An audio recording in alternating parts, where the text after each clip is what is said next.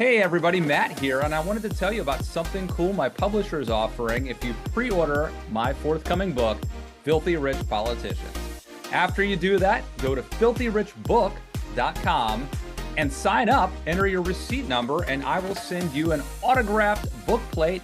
You will also have access to chapter 1 and the intro. You can download that immediately today, as well as access to a podcast where I talk about the book. So, pre-order Filthy Rich Politicians and go to filthyrichbook.com today to get these bonuses.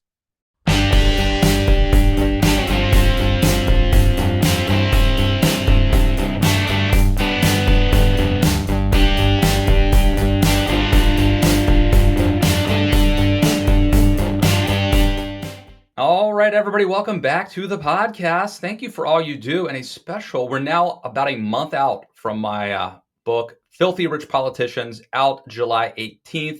If you've ever thought of doing something for any author, that thing would be to pre-order their book. You can get mine at filthyrichbook.com. Thank you in advance for that. And I'm happy to welcome today's guest, David Frum, friend of the show.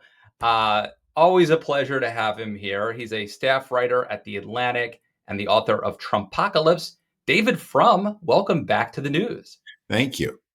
Great to talk with you. We are still just a couple days away from the arraignment of Donald Trump. I know it probably feels like a million years, but I've not had a chance to depose you. What was your take on that? I guess the substance and also, you know, the craziness of the whole production. Well, the sheer predictability of it should not detract from the solemnity of it. It is an awesome thing. A former president of the United States, whatever one thinks of him, indicted on federal counts. He's been indicted, of course, on state counts. Indicted now on federal counts. Going through the process of the criminal accused in a case where, the facts are so overwhelmingly against him. In a case that he brought so much on himself. If people say, what if his name had been something else? Well, if his name had been something else, he would already be into month 4 or 5 of his prison sentence. He's been treated with such delicacy, and all he ever had to do was give back what the government asked him for. As his lawyers unanimously urged him to do, just give it back. You've got to get out of jail free card. They'll drop the whole thing. They wouldn't do this for anyone else in the country, but they're doing it for you. Just drop it. And because of whatever voices he hears in his head, he's now an arraigned felon on his way to trial. Are you surprised the degree to which Republicans have once again circled the wagons? I mean, both according to polling, the electorate, and Republican elites and even primary rivals, or is that par for the course these days? Well, I wonder whether it's circling quite as much as it seems. I know one of the things you want to talk about is this issue that some Republicans are urging pardons of Donald Trump. And a way to hear that is say that's a way of rallying people to his side. It's also a way of reminding people that he's an accused felon. It is very rare that someone says of a political opponent, I think the president should pardon that person for the offenses of which they've been charged. Did you hear me? Pardon this person of the indictment. He's been indicted, and we should pardon him. This right. indictment that implies he's guilty and he's going to be convicted. If it's a total miscarriage of justice, then you would say, well, of course he's innocent. But they're not saying that. And so I think it's a passive aggressive move. It's a way of both looking like his friend, but also reminding people guilty, guilty, guilty. He really did it. He's really guilty. I don't know. It summons me back to thinking I wrote at the time that it was really a mistake that the Alvin Bragg state indictments went first. Those indictments involved some stretch of legal theory, and they also involved fact circumstances that, yes, you definitely should not lie on your corporate books about how you paid off somebody who was blackmailing you, or else you'd reveal on the eve of a presidential election that you had this extramarital affair while your wife was pregnant with a porn star. Those are all bad things. But I think there is a pretty substantial view in the American public that bad as those things are, they are not matters for criminal law. And Alvin Bragg also has this constant problem that John Edwards, who ran for president, of course, on the Democratic ticket a dozen years ago, was indicted for not the same facts, but analogous facts, and the jury refused to convict him. And the lesson from that is, whatever you think, this is probably not a matter you should go with, and you certainly should not go first with it. Make this the first case in American history where a former president has been criminally indicted. The case we're having now, this is Trump left them no choice, and anything arising from January 6th, yeah, I think most people would agree that organizing a plot to try to overthrow an election by violence, that's, even if you were a former president, you did that. That's the Catalan conspiracy. For that, you should be indicted if you have crossed the line of law. Do you see any signs of hope, though, that this could actually shake the Republican primary electorate away from Trump? I mean, it does seem like Trump is up by like something like 30 points, and you've got people with like Vivek Ramaswamy, who is attacking Ron DeSantis, not Donald Trump. He's the one, Vivek, I don't know how to pronounce it, but he's the one pushing this pledge to pardon Trump. And like you said, maybe it reminds people that of Trump's, culpability. But generally, I think it's probably also really hurting Ron DeSantis more than Trump. Well, you have a lot of people running for second place. And Ramaswamy's running for the Fox Evening lineup. Other people, Nikki Haley's running for second place. There are two people who are making clear choices in this and have a clear strategy. One is Christie, former Governor Christie, who's running for personal vindication. Obviously, he knows he's not going to be the nominee, but he humiliated himself. He shamed himself. He ended his career came to a bad end anyway with the bridge closures, and then he had this shameful period where he tried to buy relevance by coming close to Trump. As recently as 2020, Christie helped Trump with his debate prep. So this is a very, very late in the day convert, but I think he wants his integrity and his honor back, or some portion of it. And he also wants a payback. He wants a measure of revenge. And so that's what he's running for. It's not like a plan. Well, it is. It's not a political plan, but it is a plan. And Ron DeSantis is running on the hope that something will happen to Trump spontaneously, and that if you are the backup Trump, the deputy Trump, the assistant Trump, the Trump sidekick, Trump light, Trump zero, Trump tab, then you are there to. So he's got his plan. The others don't seem to have any plan at all. They're just sort of getting in the mix, hoping that people will like them. And yet, I do believe that being indicted is not a good thing for any politician. And the way in which it will hurt him is, I think we get some clues to it, but it will hurt. Yeah. My friend and colleague Bill Scher has a piece at Washington Monthly where he points out that Biden, even though his approval ratings are still low, he's sort of quietly calmed some things down. Like the immigration thing hasn't been as chaotic as people thought. The crime rate in some areas is down. Obviously, there's still some problems. Inflation is coming down. Yeah. What's your sense of the state of the Biden administration? Yeah. I think those of us who've been writing about politics for a while, it used to be said that the indication of a president's reelection prospects was the president's approval number in the year or 6 months before an election. I'm wondering if that's still true. I'm wondering if, as negative partisanship becomes such a pronounced feature of American life, that it doesn't really matter what people think of you. What matters is what people think of the other person. And it's also, approval is such a hazy concept. There may be lots of people, especially on the Democratic left, who don't approve of Biden. They think he's too moderate for them, but they're still going to vote for him. And in fact, they may be some of his most committed and intense votes. You point to a bunch of things. The border is one that I have been paying a lot of attention to because of my interest in things Mexican. And it shows something about Biden that I think is not well enough appreciated, which is the ruthlessness with which this administration conducted itself. That the reason there has not been a rush to the border, as everybody predicted would happen when many of these Trump measures that were erected during the pandemic were removed, was that Biden has done a very cynical deal with the Mexican authorities. There's a very authoritarian Mexican president who's up for reelection, not reelection, whose term ends in the summer of 2024. He's trying to elect a hand-picked successor. In order to achieve that election of his hand-picked successor, that Mexican president, Andrés Manuel López Obrador, has been dismantling a lot of Mexican democratic reforms of the past quarter century. And Biden has said to him, in effect, you solve the border problem for me, however you do it. And I don't want to know how you're doing it. You solve that problem for me. You do one or two other little things that I want as well about trade and corn, and you will hear nothing from me about what you're doing to Mexican democratic institutions. And Lopez Obrador has taken that deal, and he is keeping in very harsh ways, in ways that make Ron DeSantis's and Greg Abbott's airplane journeys look like, um, you know, luxury vacations. In very harsh ways, Lopez Obrador is keeping the immigrants away from the southern border, and in return, he's being allowed to dismantle Mexican democracy. That's a tough set of actions by President Biden.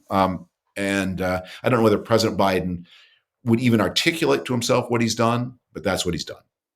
I mean, you've mentioned that to me before on this podcast, and I know you've written about this at the Atlantic, but I haven't heard anything else about this. Like, you're the only person. I mean, obviously, it may not be in anyone's incentive to talk about it. Democrats don't want to make Biden look bad, and Republicans don't want to give Biden credit for being tough and being strategic, right? And being cutthroat. Has anyone else on this beat, or is this just you? I think there's an old saying the Mexicans grimly remark that Americans will do anything for Mexico except read about it. And look, the very fact that we talk about the border, as if the world stops at the Rio Grande, and then beyond that, maybe you sail off the edge of the world. Maybe there are dragons. Who knows what's there? The idea that there is a country with its own politics to which the United States is so intimately linked.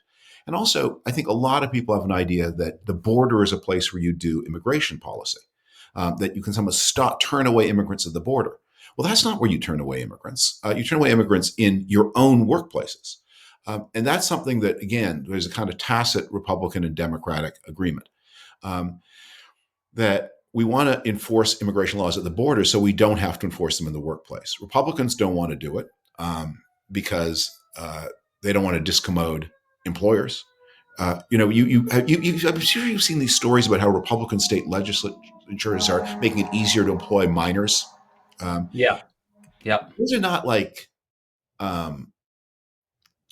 American-born kids with paper routes we're talking about. Hmm.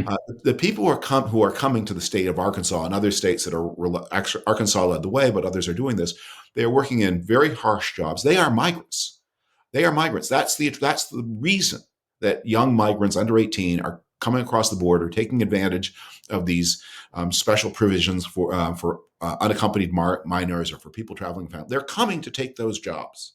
And the Republicans who rail against Biden's border policy are the same Republicans who are also having workplace policies that are people wouldn't come. They're coming to work. They wouldn't come if they couldn't work. If you enforce it at the workplace, that you'll change the incentives that people have. Instead, we have this huge labor shortage. There's a giant help wanted sign blaring to the planet, and especially to the hemisphere. Come to America. There are jobs paying $16, $17 an hour more.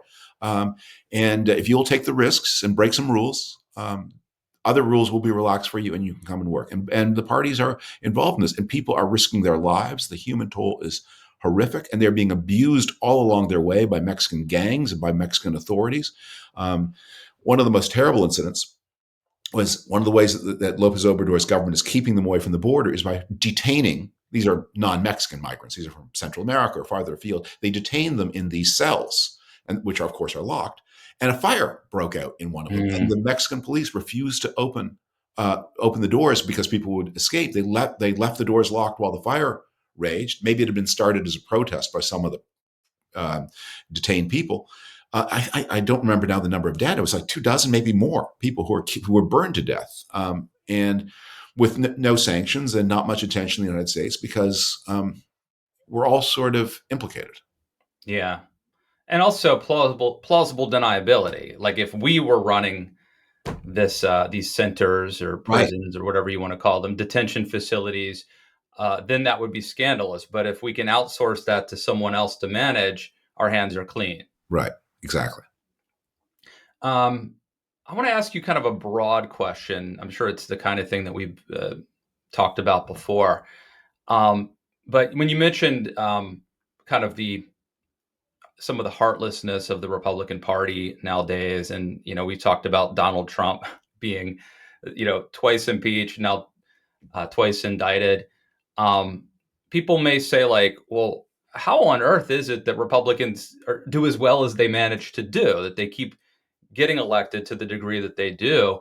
And one of the things I've been talking to folks about is a couple things. Like some of our never Trump kind of friends may not fully appreciate the degree to which a lot of just normal Americans have tuned out the media, the mainstream establishment, corporate media, whatever derogative term you want to use.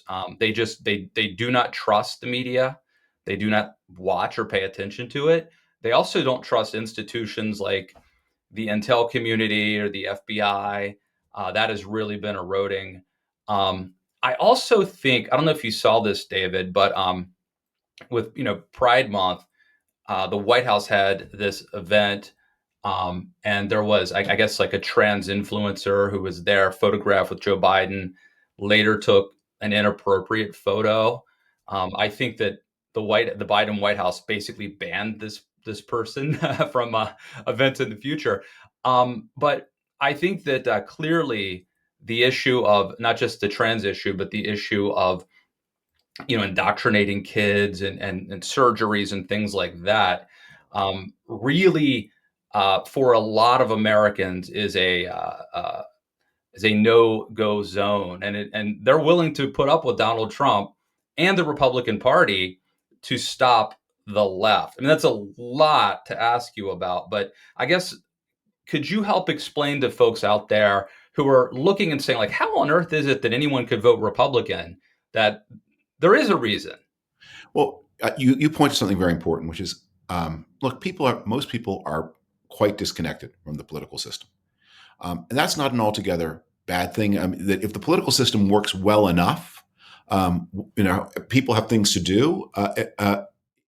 People, there's a reason why people, because they're disconnected, they have stereotype views of the parties. The Democrats are the social party of social experimentation. Republicans are the party of social repression. The Democrats are the party that is more optimistic about human nature and therefore more willing to take risks in criminal justice. The Republicans are more pessimistic about human nature, therefore less willing. So you have these stereotypes. Now, the stereotypes are not completely accurate. That actually, one of the most important things you could do if you want to reduce crime is to get guns off the streets. And right now, actually, your Democratic governor is more likely, and a Democratic court system, Democrats are more likely to let you get guns off the streets. And nothing to do with hunting or anything like that. Just the idea you should not be able to have a gun on the passenger seat while you're driving around so that you can shoot at somebody if they cut you off in traffic. That kind of thing, the Democrats are more likely to do. But people, they have stereotype views. If they're worried about crime, they lean Republican. If society seems to be changing too fast, they lean Republican. If society seems to be too repressive, they lean Democratic.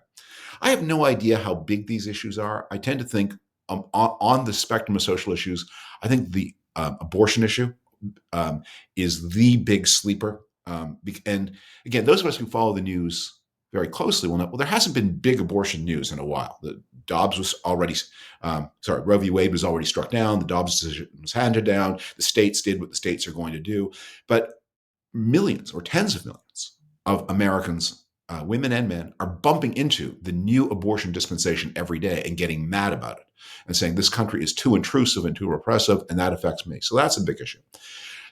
These issues about gender and sexuality, I think they're symbolic. I think they probably make people who are lean conservative more activated. I think there are a lot of issues where the country has come, and it's also a way of reopening a lot of the debates, the social and cultural debates from 15 years ago that seemed settled, like gay marriage. The country and the courts had went along with it, but there was some unfinished business, and that's kind of open.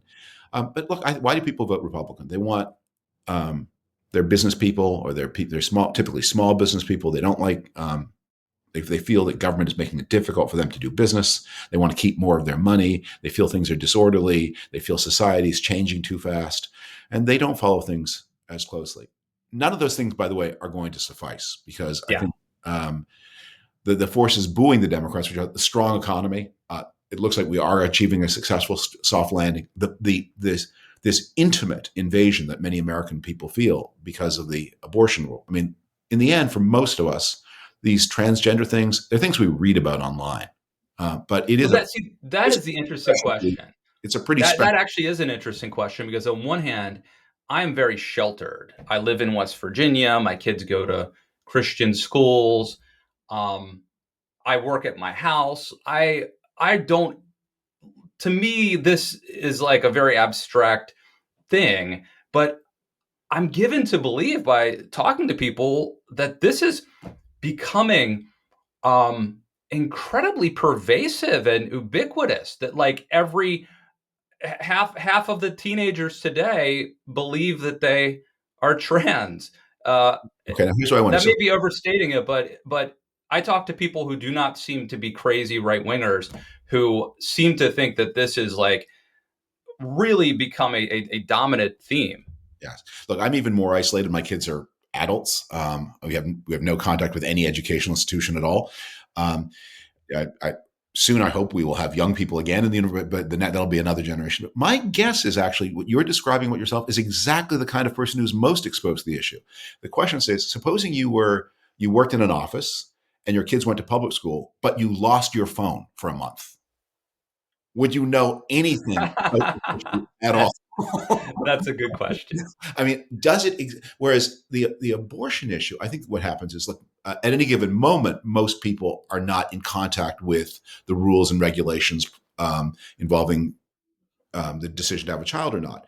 But but at any given moment, millions and millions of people, especially women, are. And if you are suddenly this is all really pervasive, and and there's no escape. And it's not something that happens on your phone. It's something that, if you thought your relationship with your boyfriend was stable and suddenly gets destable, now it's a question: what if I get pregnant?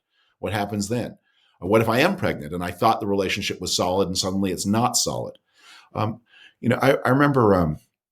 I'm not going to have this number at my fingertips, but the last time I wrote about this, coming across the number, I think the absolute majority of abortions now um, are taken by women who already have one child. Yeah, that is true.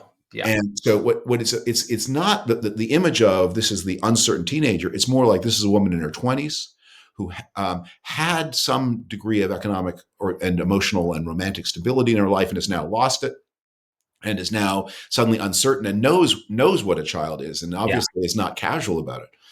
Um, And some of them want to make sure that they can provide for the child they have already, and that they can give that child a good life. I'm not justifying it morally, but I think your point is well made. People don't realize, but the average person who has an abortion, I think, has one or two kids already, and so it actually does at that point become also a financial question, which kind of raises the thought that maybe I wrote about this when I used to write about this more, that if given what you know about the people who are having these abortions, and if you want to reduce the number, not to zero, that's impossible, but the number's already been considerably reduced from what it was in the 1980s. You want instead of thinking about what you can ban, a simple child allowance, and not through the tax system, not as a tax credit, but like actual cash. You have a baby,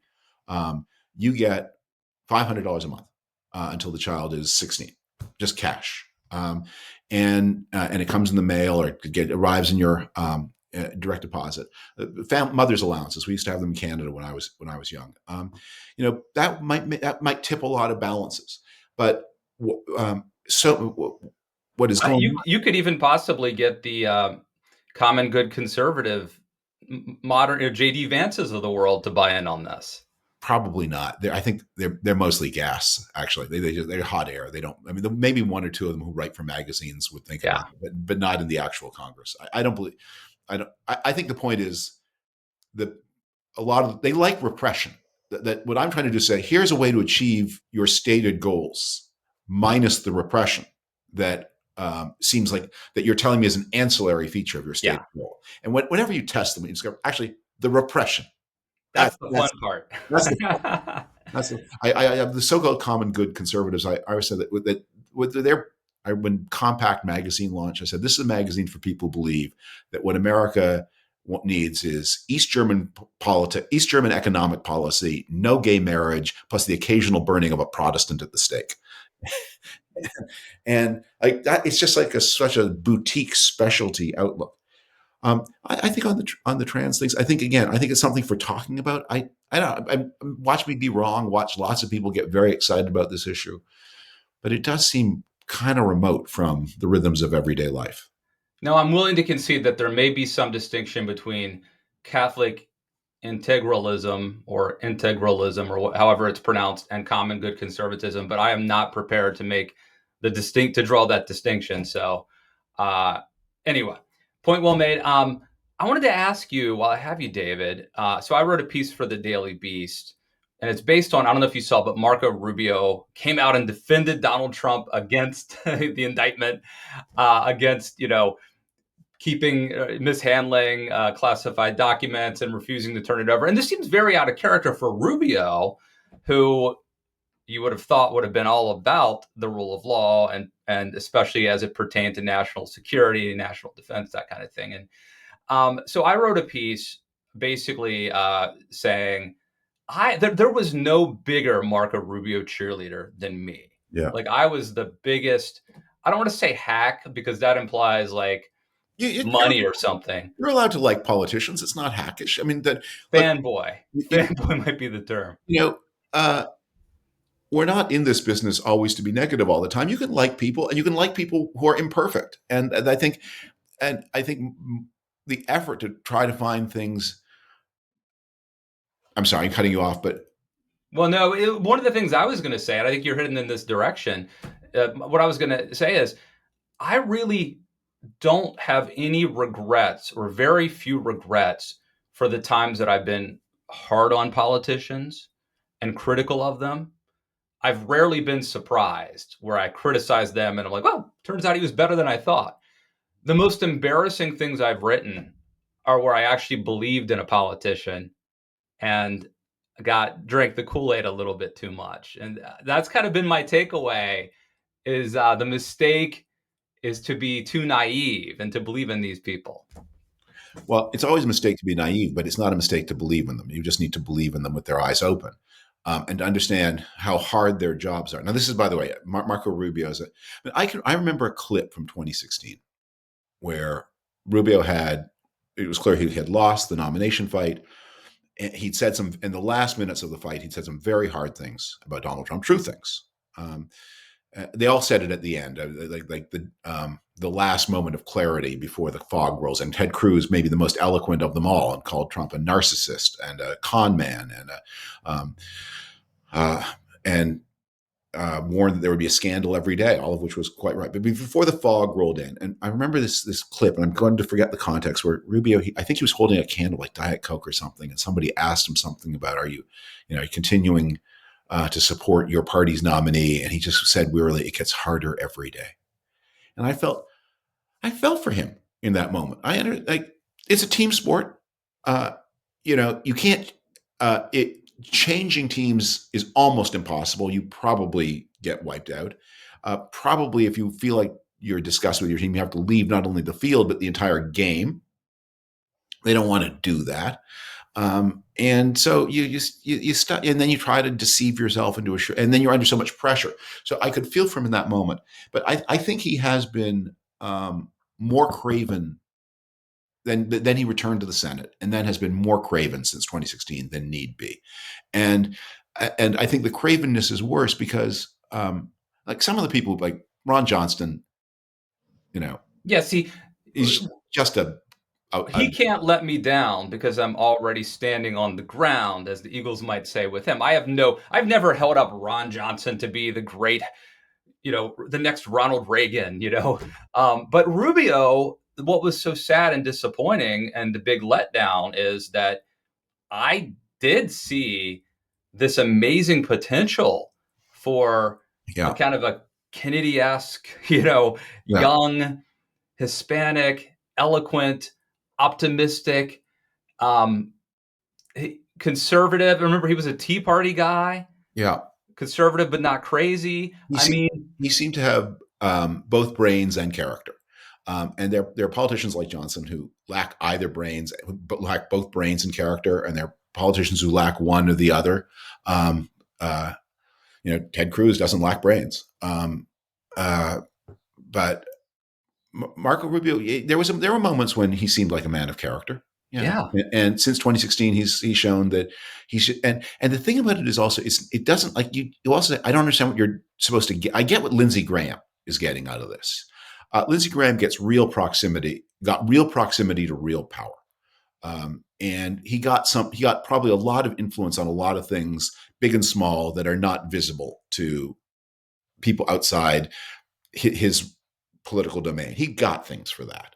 yeah. It was a dark transaction, but with Rubio, I don't think he's getting anything from this. I just think he's been colonized from the inside out, and you also have the sense of he knows. He feels it's wrong. He goes home and he says it's getting harder every day. He goes home and he says to his trusted ones and his wife and the people around him, I feel horrible. I hate my life. I hate my place in history. I'm going to be remembered. I'm going to be remembered as a figure of derision. And yet I can't find a way out of it. And I'm not, unlike Lindsey Graham, I'm not even getting proximity to power. Yeah. And I feel like, David, that there was a way to so first of all, people say that Trump broke Rubio, and I believe it. He doesn't have the same body language he used to have. Yeah. It's like, a great athlete who gets hit in the head by the pitch and can never bat the same, or there's like the yips, like a psychological thing. He's not the same person. Um, but I do think there was a way, and it's very hard to manage Trump and to survive this era without being humiliated. But look, if you're Marco Rubio and you want to stay in the Senate, maybe you do have to pander and placate a little bit. And I think it was possible that Rubio could have reimagined his political philosophy and said, like, look, I'm a free market guy. I'm a guy who believes in growing the pie and that more people equals more ideas and all that. But it's just not going to fly in today's Republican Party or even in the world today. We're in a different ethos. So I'm going to maybe have a little bit of a hybrid where we're going to, combine a little populism with some Reaganism, which Reagan had populism too. Anyway, we're going to come up with something that is a sort of a decent, respectable hybrid. Um, I don't think he could. I think he could have possibly pulled that off, and instead he's kind of going all in for Trump. Yeah, I would have had different advice for him, because I don't think those hybrids are stable, and although I don't think that's really who Rubio is exactly. I don't think I don't think he's an intellectual leader. This is not to dismiss his intellectual abilities. He's not someone who thinks about politics that way. The thing I would have said to him if he'd asked me is, look, you just got reelected to the Senate for a second term in November 2016. Your term is going to last longer than Trump's term. You don't need more than 12 years in the Senate. I mean, maybe you want more, but if you have 12 years in the Senate, you can then go on to do other things if need be. But you're not up for reelection until after Trump's out of the picture. Be dangerous. Be dangerous to him. Don't try to ingratiate. Don't try to find a middle way. You're interested in foreign policy. Hold hearings. Hold hearings.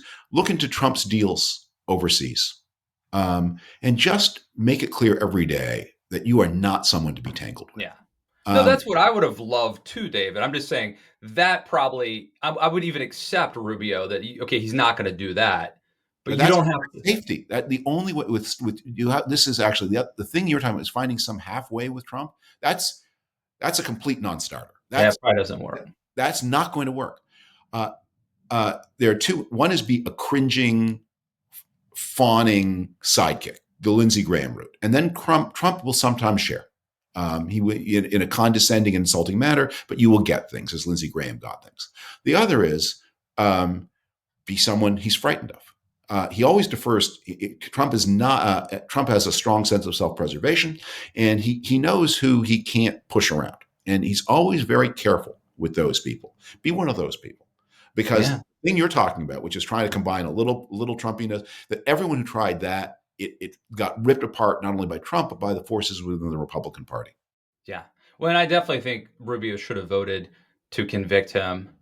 I think it's possible that Rubio could have kind of read the tea leaves that I need to not reinvent, but sort of rethink some of my philosophy and make it applicable to this era. But that's a separate question from whether you hold Trump accountable and Yeah, whether you kowtow to him personally. But I'll say it's interesting. So what I've been grappling with is, did I miss something? Because if I had had my way, I would have elected Marco Rubio, which means I would have elected someone who doesn't have the character, who doesn't have the integrity or toughness to stand up uh, to the times, and that's a scary thought as well. And I'm remembering. So Rubio did have these great lines that I loved. I remember he used to talk about his dad being a bartender in Las Vegas, and Rubio said, um, that journey from behind that bar to behind this podium is mhm, the essence of the American dream. yeah, Stuff like that really spoke to me. I used to, in my speeches, because my dad was a prison guard for 30 years in Hagerstown, Maryland, and I used to sort of paraphrase Rubio and say, like, that journey from in front of those bars to behind this podium yeah, is my American dream. So, like, I loved that. But one thing I learned is that Rubio was very rehearsed. And I think Chris Christie found or noticed this as well. But way back in like 2010, probably 2010, when he was running for Senate, as I recall, John McCormick and I, who was then at the Weekly Standard, I think maybe Jim Garrity might have been there too. We were interviewing Rubio at a coffee shop, and I started interrupting him um, as he was going into his rehearsed lines, and he started messing up. yeah, And I forget what it was, something to do with Obamacare. He said something that was like an admission against interest that actually yeah, would not have helped him at that moment. And they had to clean it up. His team had to clean it up. But I wonder if that was a tell, like the fact that he was always scripted and rehearsed, and so maybe I wasn't really seeing the real Marco. yeah. That's I think very possible. And um, he had these lines. The thing about the lines, he doesn't seem to have actually been very interested in. Like, I remember a speech he gave at the Heritage Foundation just before he was elected for the first time in 2010, where he had a very. I think this is maybe where he was road testing the lines you love. And one of the things he said in that speech is that the journey I took is not possible in any other country in the world. Yes. Okay, you think, well, that's not true.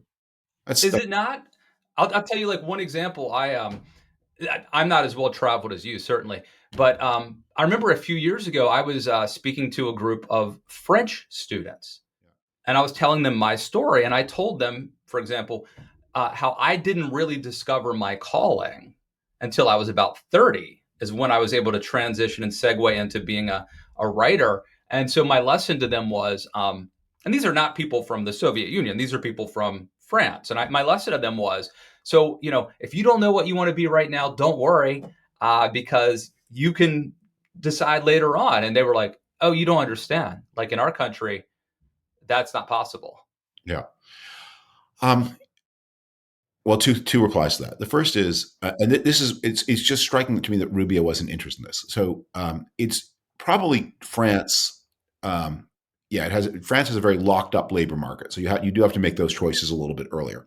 But it's also true that if you are born in France into the poorest fifth of the population, your chances of escaping poverty are a lot better. than your chances of escaping poverty if you're born into the poorest fifth of the population of the United States. In fact, when you look at pure democracies, and this is one of the things people talked about a lot in the year 2010, when we were still coping with the aftermath of that, well, we're still not yet emerged from the Great Recession, is uh, class mobility in the United States had become more frozen. And frozen compared to what it was even 30 years before, frozen compared to other countries which had stronger early natal systems.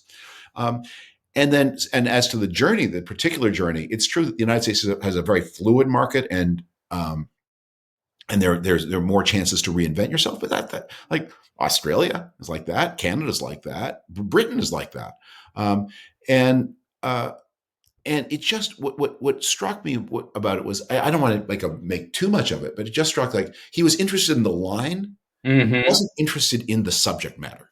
Yeah. Actually thinking about, well, what does it mean so that other people, not just me, who's a gifted athlete, by the way, and the path that took him was not the path that he would want people to think. It was his athletic ability that launched him on his journey, college football and so on.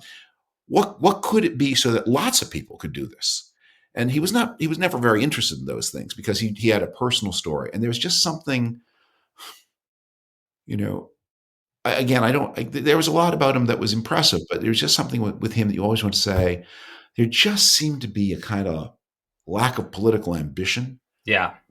And you're not, and actually you're not a leader of men, and a leader of men and women, I should say. But you're not a natural leader. You are someone who is, and although I didn't anticipate at that time anything like what has happened to him, it's not so out of character that someone who was so enthralled to the big check writers of the Republican Party in 2010-11 would be so enthralled to Donald Trump in 2018-19. Well, you've provided me with a nice segue, David. I wanted to talk to you a little bit about my book. So my book, Filthy Rich Politicians, is coming out next month, July 18th. And my elevator pitch for it is it's how the rich get elected and the elected get rich. Yeah. And, the book goes into a whole bunch of stuff, including like congressional insider trading and the revolving door of going from Congress to lobbying. And you can imagine there's spreading the wealth around to friends and family. Like there's a lot of ground to cover. But one of the things that happened to me in the process the last couple years or two of writing this book is something of an epiphany. As a conservative person, I grew up in a very middle class, background. But I was always taught that you could be anything you want to be in America. And even though I think we all kind of know that politicians tend to be richer than the rest of us, for whatever reason, the ethos that I was brought up in really kind of downplayed that. Yeah. And this experience of writing the book really hit home to me. Two things. One, I was my wife's a Republican fundraiser. Mm-hmm. And so I was, we were like on a walk one day, and I was talking to her while I'm writing this book, and I was saying how, like, we live in West Virginia. Our congressman's running for the Senate. I'm like, if it wasn't for this Trump era, like, maybe I could run for Congress in West Virginia. I know a lot of people. I know a little bit about politics. And she's like, no, you couldn't, because what I tell my clients is that before they should hire me, before I could ever talk to a single lobbyist or PAC or whatever, they need to be able to either to put in $300,000 either out of their personal account or from their friends and family, like their personal friends, their Christmas card list. I'm like, well, I can't run for Congress. Matt Lewis, someone who's been, you name the things that I've done, can't get there. Wouldn't have a chance to run for Congress in this district. In West Virginia. Then the other thing that really hit home to me is sort of the appendix of my book. I went through, and Business Insider had ranked the richest, I think it was like the richest 100 politicians in America as of 2019, I think it was. And I took the richest 25, and I went and I just investigated, like, how did they make their money, And so, like, 3 of the top 20 are car dealers, Yeah. for example, so stuff like that. And I have to, I can't remember the statistic, but I think it was something like around half of the richest 25 got their money primarily either through marriage or inheritance. Um, which on one hand might be like, that's only half, like you could still pull yourself up by your bootstraps, but it really hit home to me. And so I don't even know what my question is, other than like, you could be a person who pays attention to politics for years and you still don't fully grasp how the game. I guess this is where I'm going with it. When Trump talks about the swamp and the system being rigged, Yeah. I don't like the politics of victimhood, but the reason it resonates is that like he does kind of have a point. Yeah. No, he does indeed. I mean, look your example, the car dealers, the guys who get rich car dealers. Car dealership is a job that would not exist in a free market society. That the whole why can't you buy your car on Amazon? It's illegal. That's why, because manufacturers are not allowed by law to sell direct to consumers. And Ron DeSantis just signed a bill in Florida that tightened these restrictions to make it even more difficult to sell. Just like the beer It's wholesalers. like the beer wholesalers. These Um, all they do. There's this whole industry of people. There was a movie or a documentary about it a few years ago. Like there are all these people. By the way, most of them are also Republican donors, I should say. right. Great, fine people, but they're the middleman, right? Like they don't make the beer; they just And take the beer and sell it to the grocery store. it isn't just they said and if you have the beer wholesalership in Delaware, you can't expand into Maryland. There's someone else that is protected with the car dealer. I mean, there are all these places in the American economy, and a lot of these where the job exists because of state level controls. Those tend to be Republican friendly. I mean, There's certain economic niches that exist that are artificially created at the federal level, and Democrats those tend to be inhabited. Those industries tend to be more Democratic leaning. But these special state industries. So yeah, there is a real question between the connection between money and power in the United States. I'm just pulling up a quote that that And I should say, while you're looking at that, David, I don't really go into like dark money. Um, it's not about. Most of my book is about things that are perfectly legal yes, and that involve politicians becoming personally wealthy. So it's not really. There are a lot of other books about how too much money in politics influences in their body. This is about politicians who find a way to personally enrich themselves or who happen to be rich and use that to get elected. yeah. Here's the quote I found. It's from Raymond Chandler's Big Sleep. The day that Donald Trump was got his federal indictment. Uh, it was such a remarkable thing. I retweeted this because I think it says a lot about how things maybe have always been, but it's uh, they're just talking about it. The detective Philip Marlowe is talking to his friend who's on the force about the double standards in American law, and his friend on the force says, "Being a copper, I like to see the law win. I'd like to see the flashy, well-dressed mugs like Eddie Mars spoiling their manicures in the rock quarry at Folsom alongside of the poor little slumbred guy that got knocked over on their first caper and never had a break since. That's what I'd like. You and me both live too long to think I'm likely to see it. Not in this town, not in any town half the size, in any part of this wide, green, beautiful USA. We just don't run our country that way." That's a real quote. Yeah. That sounds like it's from a movie, like a movie script. Raymond Chandler inspired a lot of movie scripts. No, that's from a novel. That's from a novel. That's Yeah. the Big Sleep. But yeah, right. There's a concentration between wealth and power that's often existed, and one of the things that people like you and me, and one of the reasons why we don't go into politics, is to say, if you've got a platform, you've got I've got the Atlantic, you've got your intimate connection with your viewers and readers, you can blow a little bit of the whistle on these things, and without being utopian, say the goal is to make things just a little bit fairer. Yes. And that's why I think when I think about that speech from 2010 with Marco Rubio, why it sort of resonated with me to think he what he really thought was that the test of the goodness of America was how it treated him. him, me. Hmm. And he didn't think too hard of how to treat others. Yeah. Well, I think that is a common lament and a common problem, probably, hu- human nature, but maybe more acutely on the right, the Republican Party. Yeah, and you're allowed to think about yourself. I mean, like no one else is going to do it, so you might say yes. You can think about your own interests and your own values and your own needs. But um, uh, I think, and there are a lot of things where people on the right can see things like, crime is a tax on the poor, and that indulgence of criminality from by people who are safer than their fellow citizens. That also is an act of lack of understanding what it's like. Um, you know the idea of how hard it is for someone to make the step from being an employee to starting a business and being their own boss. Those are things that people on the right can bring a sense of universality to that would draw from their own distinctive values and entrepreneurship and orderliness.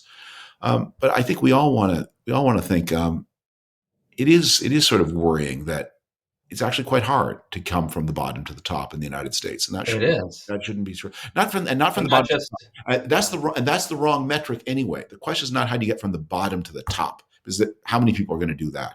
The question is how do you get from the bottom to a comfortable middle? yeah. And maybe this is a place to stop. As we talk about the American dream, I've seen this over my lifetime, which is getting alarmingly longer and longer, although better than the alternative. But Yes. um, that Although the cost of living continues to rise, it's still a popular alternative.